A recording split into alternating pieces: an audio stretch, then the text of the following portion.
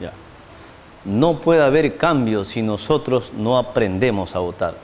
Creo presenta un equipo de trabajo completo, un equipo de gente honesta para trabajar por Quinindé, por un Quinindé diferente.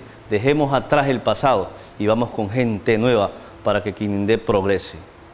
Quinindé merece mejor suerte y respeto. Vota Creo. Lista 21. Patricio Aguilar, alcalde. Ladronismo nunca más.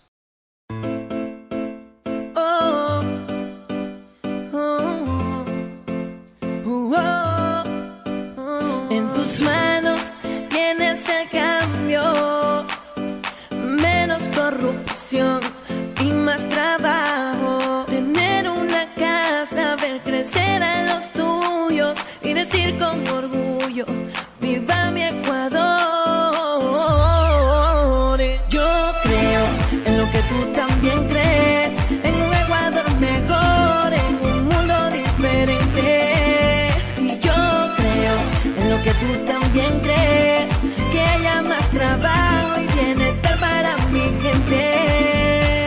Yo creo y no dejo de creer que oportunidades tenga el que las quiera tener. Y yo creo en una vida mejor. Si tú tienes sueño, cúmplelo con fe y valores tan visibles. Nada ni nadie es invencible. Yo creo que otro Ecuador es posible. Caminando juntos, unidos como hermanos, optimismo. Y con fuerza avanzamos, ve para adelante. Y con pasos de gigantes, salud y educación, que es lo más importante, bienestar.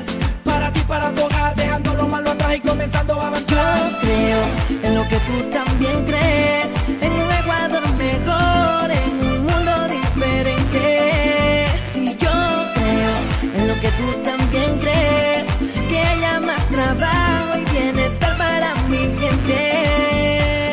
¿Hasta cuándo con lo mismo? Promesas incumplidas, siempre es lo mismo, no hay otra salida. El pueblo está cansado de tanta hipocresía y que nunca nos cumplieran lo que nos prometían. Merecemos respeto por lo que hacemos, poder cumplir los sueños, es lo que queremos en Cajo. Y aquí haya más trabajo, más posibilidades para poder salir de abajo. Más Ecuador para el mundo y más mundo para Ecuador. Comenzar a mantenernos de una manera mejor.